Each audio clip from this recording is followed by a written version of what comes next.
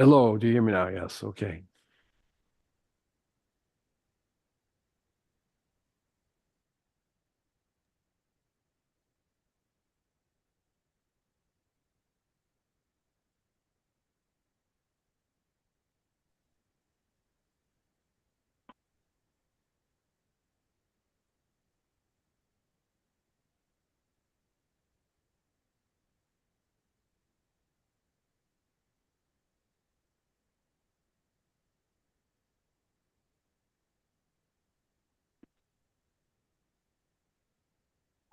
Come on up. Come on. Give me your legs. Yeah, boy. Yeah, boy. Now you're up.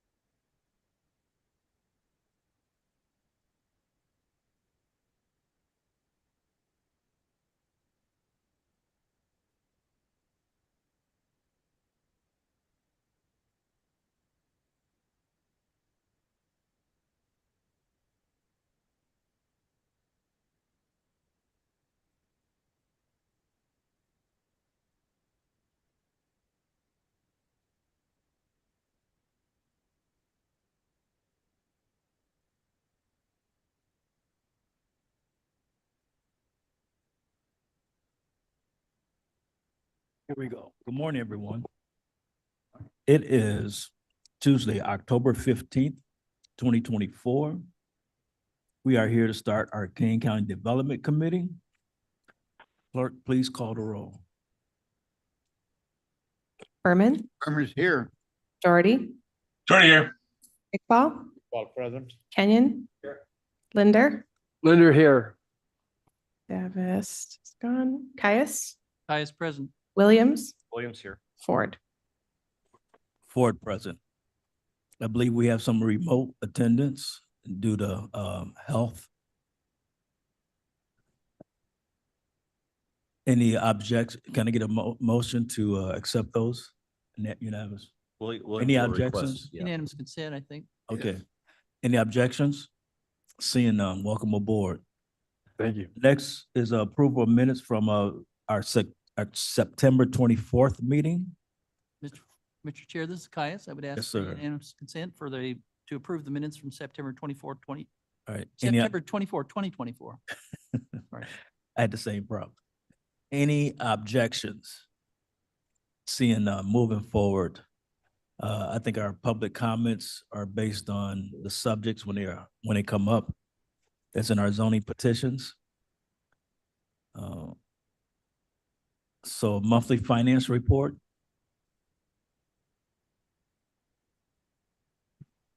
It's on file. So any questions, staff can be contacted.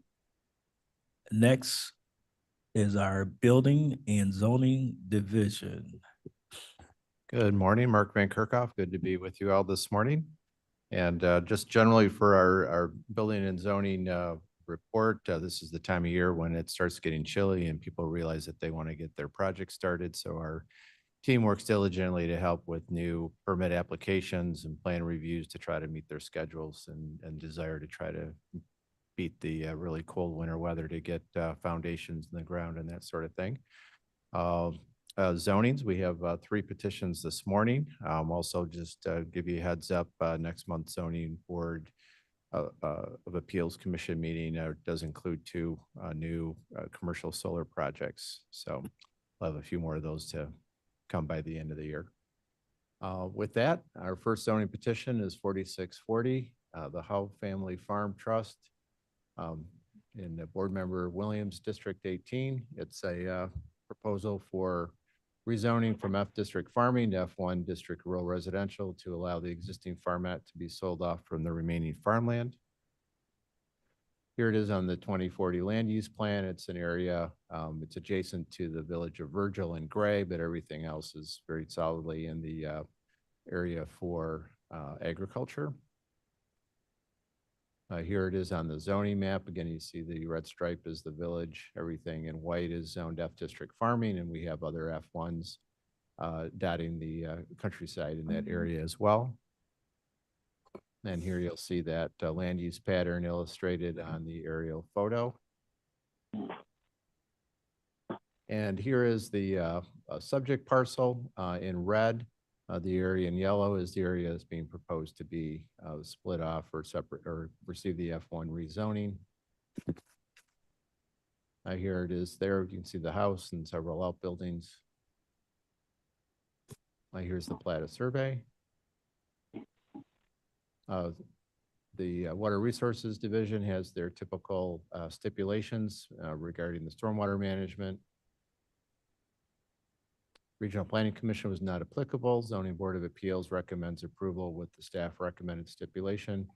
And it's for your consideration this morning. I'm happy to answer any questions. I don't believe anyone is here representing this petition this morning. Williams will move for approval. Berman second. We have a motion and a second. Any questions or comments? Seeing none, roll call vote.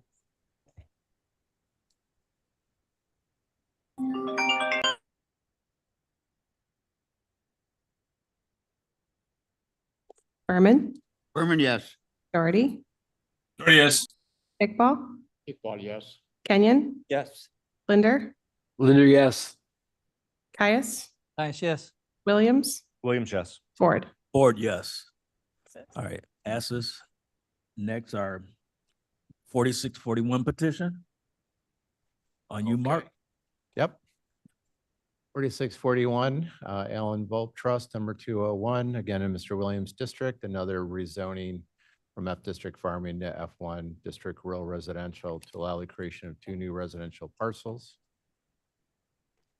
Here it is on the land use plan. Again, it's similar a little bit further west. You can see Burlington to the north. The areas in the area planned for agriculture.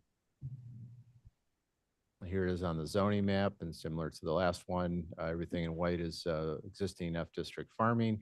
You see quite a few F1s in the area as well, and then the village of Burlington to the north.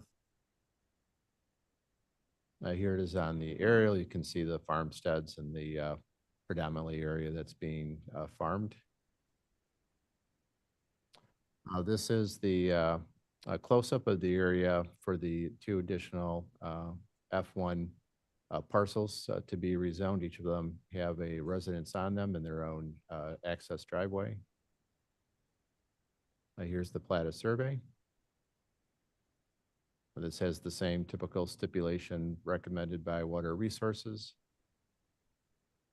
There's an additional stipulation from KDOT that the ultimate half south right of way from the center line of Ellithorpe Road is 60 feet. Therefore, any new structures are to be placed outside of the 35-foot building setback measured from the ultimate right of way line. This is just to avoid any conflict of encroachment into that 35-foot area in the future.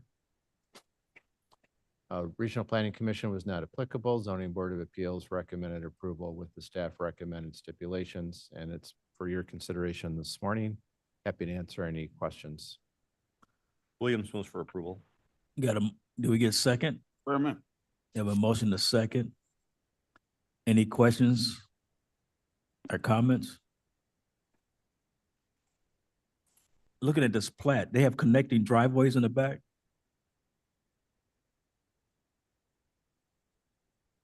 Yes, that's correct. Okay. Any other questions or comments? Seeing none, roll call vote. Berman, Berman, yes. Doherty, Yes. Iqbal, Iqbal, yes. Kenyon, Yes. Linder, Linder, yes. Caius, Caius, yes. Williams, Williams, yes. Ford. Ford, yes. Next is petition 4642. Okay, this is your final petition for this morning. And Blair will be putting the final PowerPoint up. This is petition number 4642, Geneva School District 304. This is in Board Member Linder's district, rezoning from F District Farming to B1 District Business to allow for expansion of the existing school bus facility. Linder would move approval. Williams seconds. Blair doesn't want to advance on me. In the meantime, we got a There you go. motion to second. Great, thank you. Here's on the 2040 land use map. You can see it's on Kesslinger Road, just west of the city of Geneva and north and east of our large PUD development of Mill Creek. Here it is on the zoning map. You can see it's little area pocket remaining. That's F District Farming, immediately adjacent to the existing B1 that was granted to the school district by a petition for the school bus facility. Here it is on the aerial. You can see it's right across the street to the south on Kessinger Road is a park through the, that was designated through the Mill Creek development, but is operated by the Geneva Park District. And here's a close-up. Here's another close-up of the area to be rezoned, and you can see the existing driveway and facility just to the east. Here is the plan for the expansion for the parking. There's another view of it. Staff recommended the following stipulations from Water Resources for stormwater permit, a comment about the floodplain. Stormwater management facilities are required as part of any permit to construct it. The detention basin will need to be located. Wetland delineation is required, and also stipulation to have a conservation or drainage easements recorded over the wetlands. Regional Planning Commission, this was not applicable. Zoning Board of Appeals recommended approval with staff recommended stipulations. It's for your consideration this morning. I do believe there's a representative from the school district here to answer any questions as well. All right. So the only access to this is from the existing parking lot? Is that, Yes. so they're not asking for any additional access? Yeah, that's correct. So it'll be the existing access point. You can see it's immediately across from the road to the south. KDOT is here. If you have any specific questions, there's an existing right turn lane. There's 2 lanes for left and right to go out. And the new plan builds off of that existing parking lot, as you can see there. All right, sounds good. Any other questions or comments? Mr. Chair, Williams, Go- Yes. who owns a property to the west of the western red line? Okay, so school owns that too. Any other questions, comments? All right, seeing none online. Clerk, please call the roll. Berman, Berman, yes. Doherty, Yes. Iqbal, Iqbal, yes. Kenyon, Yes. Linder, Linder, yes. Caius, Caius, yes. Williams, Williams, yes. Ford. Ford, yes.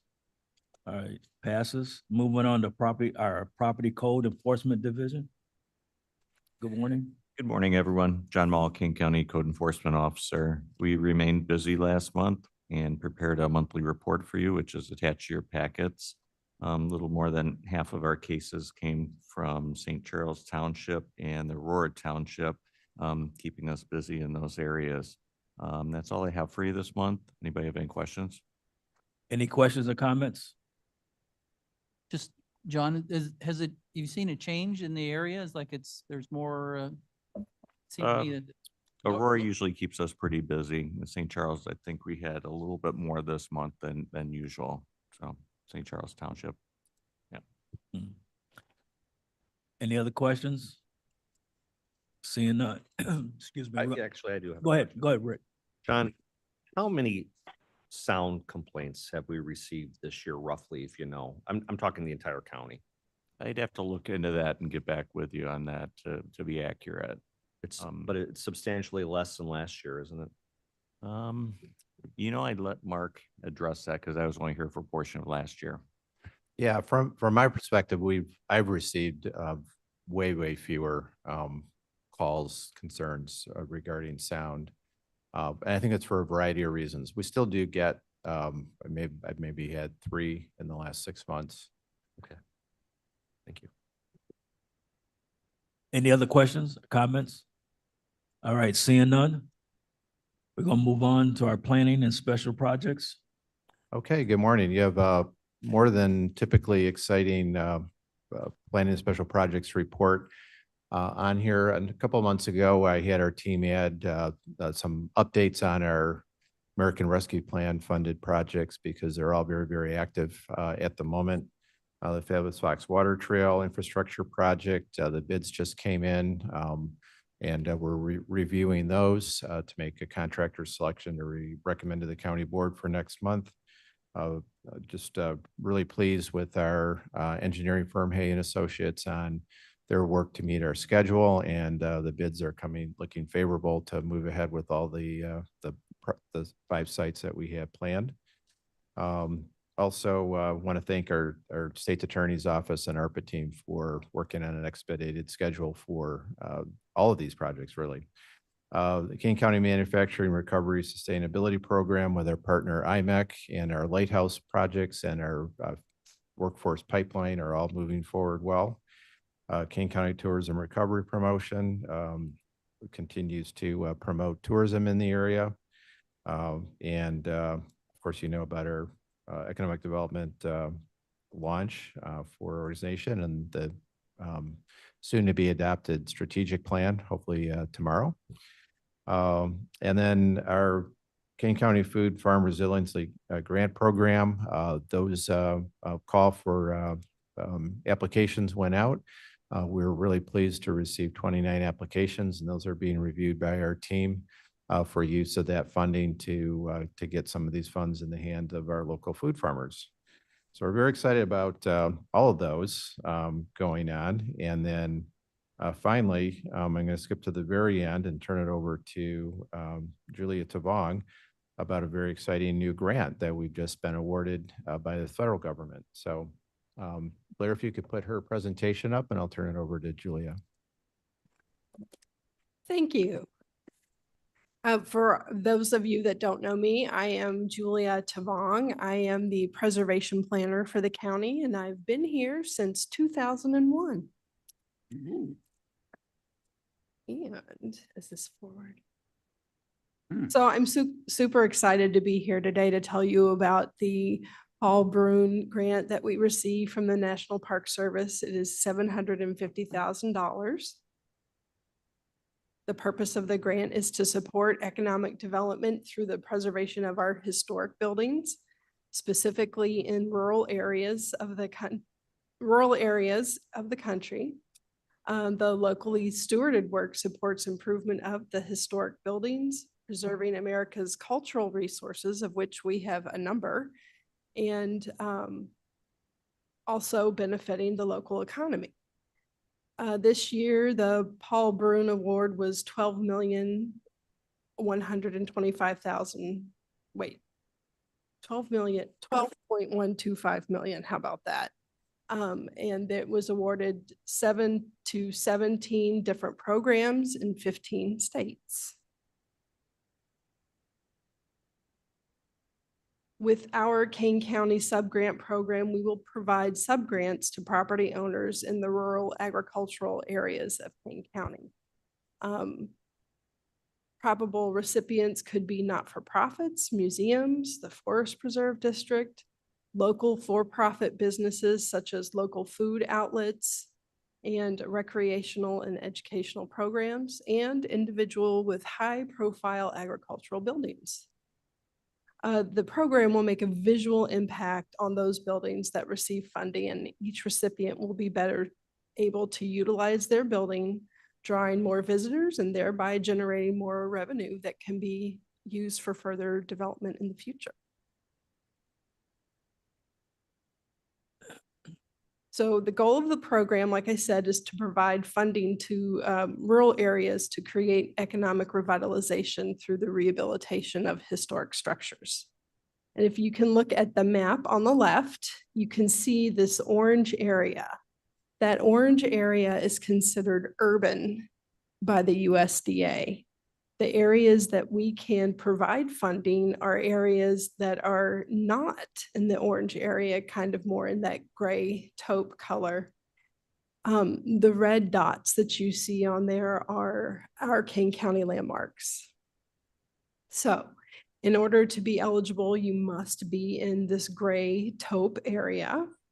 And by the end of our program, the building must be on the National Register, which will be in September of 2027. In an effort to make as many of our Kane County buildings eligible to apply for this grant program, staff will develop a Kane County multi-property nomination to the National Register. These are, and I'm just showing you some examples of the buildings that could apply. The project requirements are that they must adhere to the Secretary of the Interior standards for rehabilitation of historic structures. And upon completion, there will be either a covenant or a preservation easement on the building, which is based on the amount of grant that the project receives, the funding. For an example, if we give one project more than $50,000, then they will have an easement on their property for 10 years. And then finally, a project sign must be installed. So we just received this grant in late September. So we are very much at the beginning. So we will be working on developing the subgrant program guidelines, the application materials, the subgrant agreement template, and the project sign template, the sign that has to be installed at the site. Again, just an example of who might be applying for our funds. The applicants will create their own scope of work and hire their own architect if needed, and their own contractor to complete the project. Projects may be simple, such as roof repairs, painting, or repointing. Or they could be more substantial. They could, we could be fixing some foundations or doing some structural repair.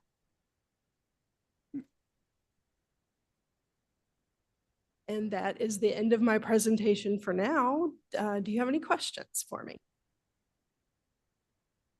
Go ahead. Can the Forest Preserve apply? I know there's a big white barn one of our board members is very anxious to save. Yes, as far as I understand, as long as they have a separate federal identifying number, they'll be able to apply. Okay, thank you. Everybody's thinking the same thing at the same time. Go ahead. Who owns the church in Berkeley? The township supervisor. Oh, and they're gonna restore that? Well, that's one of the buildings that could definitely apply for our program. Go ahead. Berman here. Who makes the decision as to which project gets awarded? Well, we are currently putting together our guidelines. In some fashion, I'm sure our Historic Preservation Commission will be reviewing the projects. But so far as the final say, I don't think we've developed yet. Yeah, we haven't finalized it, but I anticipate it would be much like many of our other grant programs where our Historic Preservation Commission would review the applications along with staff and make recommendations. And from there, those recommendations would come to the Development Committee and then the full county board for the actual award of the grants. Very good. Thank you. All right. Any other questions or comments? Go ahead, Mr. Mark. Chairman, Alan, Go ahead, Debbie. I just wish this would have been around when we were all trying to save the Teeple barn. That may be in the gold area and not eligible, but that was our, I think it was a 16-sided barn structure with all kinds of cool, old engineering, ways inside of moving things around and so on. There's a replica at, the Farm Bureau that, a couple went to the trouble to build. But at any rate, it would have been very helpful to have some money at that time. Thanks for going and finding money. Yes. Go ahead, Mark. Thank you. Yeah, I just wanted to add, I started my career at the county as a preservation planner and was followed by Scott Berger and then Julia Tabong. And I think Scott would agree with Julia and I, the most common question we get from our existing landmark owners, people that are interested in being added to the Kane County Register of Historic Places, is there any money to help me fix up my barn or my house? And the answer for decades has been no. So we're so excited to have this resource become available, and I'm grateful for the National Park Service for recognizing the rural structures do play a role in important role in our local economy. So we're very excited and very grateful to Julia, who took on initiated on her own to find this grant, which is relatively new in the federal program, and apply for it. Initial application was not successful, but she dug in and learned from it, and then we were successful this year. So I want to thank Julia, and look forward to being able to help some of our historic property owners. Thank you. Is there a timeline on these funds, or is it until this runs out? You want to address that, Julia? Sure. The grant has to be spent by September of 2027, and it is anticipated that in 2026, most of the construction should be earmarked and begun. Okay. Any other questions or comments? All right. We don't have to vote on this, right? You coming back? All right. All right. She already's up and ready to go. Good morning. All right. Subdivisions. Good morning. Your first one up today is Oler subdivision. This should look familiar to you. This is the second time through. We are asking for final approval for the subdivision plat so that the owner can go ahead and finish processing out this division. We are up in Dundee County, kind of at the very northerly edge of the county there. As you recall, the owner owns the parcel outlined in blue off of Long Meadow and Route 31.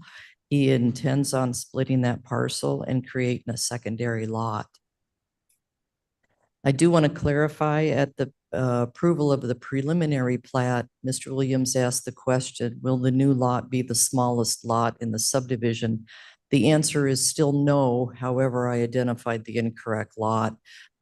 This lot here is smaller, as well as the one across the street is also smaller than the proposed lot. So the lot division will appear as this. You'll have two lots that will be created with this subdivision. We had comments from Dundee Township that relate mostly to the construction of the new residence that will occur on that lot in regards to their driveway. That comment was present at the time of the preliminary, and it follows through with the final on this case. And the owner will need to meet land cash.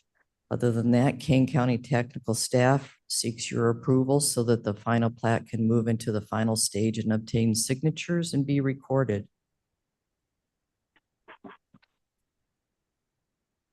Williams moves for approval.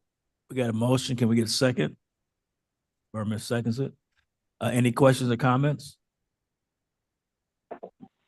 Seeing none, roll call vote. Berman, Doherty, Yes. Iqbal, Yes. Kenyon, Yes. Linder, Linder, yes. Caius, Caius, yes. Williams, Yes. Ford. Ford, yes. Moving on. Thank you. The next subdivision plat in front of you is for Stuckmeyer. And the Stuckmeyer, this is the first time in front of you, we are seeking preliminary approval for, again, a two-lot subdivision. I have had a number of comments on this particular subdivision, which I'll allude to now that we have the screen up here. This is over off of McDonald Road and Thomas Road. It's approximately a 22-acre parcel in which the owner wants to separate the residents from the farmland. So there's been a lot of confusion from the public. Whenever you say subdivision, they think that that farmland's going to be developed. I want to make it clear the farmland is going to stay farmland. The owner simply needs to remove the residents from the farm portion so that they can sell it to two separate entities. So as you can see, it's a very large parcel here. The residence is up here in a small piece of the remainder of the farmland will remain farmed. In fact, it's proposed to be sold to the individual who's currently farming it. So the residence is to the northerly portion here. That will be the piece that needs to be split off from the farmland. So we have a two-lot subdivision, Stuckmeyer subdivision. We are asking for preliminary approval so that we can move into the final phase of this division. All right. Caius Motion to moves. second. Kais moves. I'll second. Rick seconds. Any questions or comments? They still like pretty good sized lots. Well, just to make clear, we're only creating one lot. Yeah. It's But they're it about w- equal, I guess what I'm saying. correct. It will be very equal with the lot that's right below it. This lot, however, is under 1 acre. So they've been working with zoning in order to because we'll have to rezone this particular parcel, which they'll start that process at this point once they obtain preliminary plat approval. But that zoning will need to probably be an R1 zoning, as it does not meet the minimum requirements for an F1 lot. But we wanted to keep as much as we could in farmland. Okay. I guess it's kind of a little bit confusing with the top of the line, like it's going through another property. Yeah, the aerial is slightly off Okay. from where the property lines are drawn. You'll find this when we kind of get to the edge of the township. The aerial gets a little bit skewed. There is, however, a barn that does encroach onto the neighboring property. There is an existing agreement in place with the owner of the parcel as well as the owner to the north that when that barn needs to be repaired or replaced, it will be relocated. Okay. Any other questions or comments? All right, seeing none, roll call vote. Berman, Doherty, Yes. Iqbal, Yes. Kenyon, Yes. Linder, Linder, yes. Caius, Caius, yes. Williams, Yes. Ford. Ford, yes. All right, you have one more for us? Yes, sir. The final one in front of you may look a little familiar. The neighboring lot was into you a couple months ago for the exact same thing. We're over in Campton Township. This is within a subdivision known as Prairie Creek. It's just east of Lily Lake along Empire Road. And as you recall, the lot right next to it, right here, Lot 3 was into you, I believe, in August, seeking the same thing that this particular lot is looking for. The setbacks on the subdivision plat were anywhere from 150 to even beyond that. So it's very difficult to construct a residence on that parcel when the front setback bisects the middle of the yard. So they are asking that that front yard setback be moved up to 80 feet. As you can see on here, this is lot 4. The setback runs basically in the middle of the parcel. And they are asking that the front yard setback be moved up to 80 feet, which is similar to what had been done for lot 3.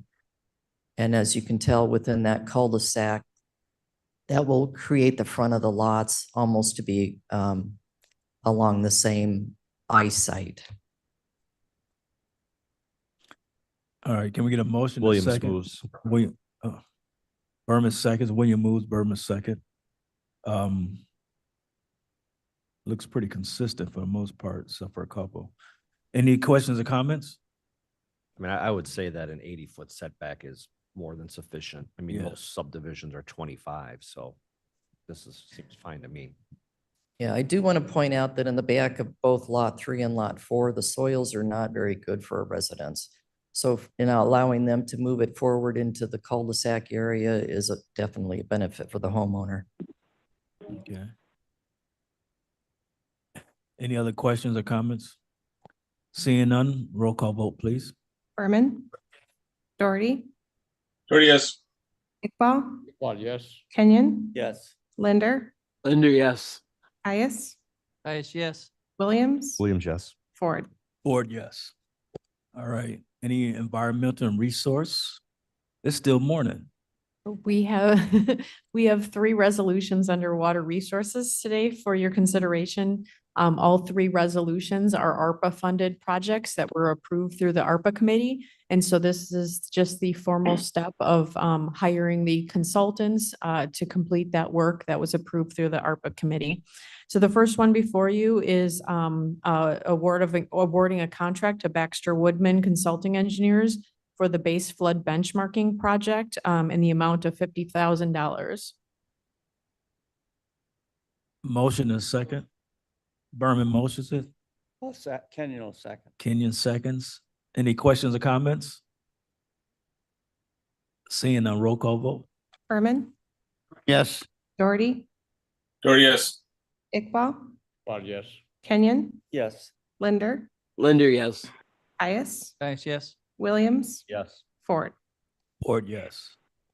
The second resolution you have before you is approving a professional services agreement with Hay and Associates for the Kane County Wetland Resource Map Update Project in the amount of $30,000. Williams moves. William moves. I'll second, Kenyon will. Kenyon seconds. Any questions or comments? This is good, always. Seeing none, roll call vote. Berman, Berman, yes. Doherty, Doherty, yes. Iqbal, Well, yes. Kenyon, Yes. Linder, Linder, yes. Caius, Caius, yes. Williams, Yes. Ford. Ford, yes. The final resolution is approving an engineering services agreement with Geosyntec Consultants for the Kane County Flood Study Project for in the amount of $250,000. Kenyon would move. Berman Kenyon seconds. moves. Berman seconds. Any questions or comments? None online. Roll call vote. Berman, Berman, yes. Doherty, Doherty, yes. Iqbal, Well, yes. Kenyon, Yes. Linder, Linder, yes. Caius, Caius, yes. Williams, Yes. Ford. Ford, yes. Thank you. All right, I don't know if Scott's online, our Office of Community Reinvestments. Good morning, Mr. Ford. This is Scott. We have no business items for you this morning. All right, thank you. Any new business? It's probably moving too fast for Mike today. I might need to slow down a little bit. Reports on file, can I get a unanimous? Mr. Chair, this is Caius. I would ask for unanimous consent to put the reports on file. Any objectors? Speed. No. I don't think we need to have a need for executive session. I move we adjourn. I didn't get there yet. Hold on, just let Let's get out of here, man. Look at that. I have a question. The word of the day is pluvial. What? Pluvial. That's it? You read your, find that in the. Yeah. Can I get a second on the adjourn? Second. All in favor by saying aye?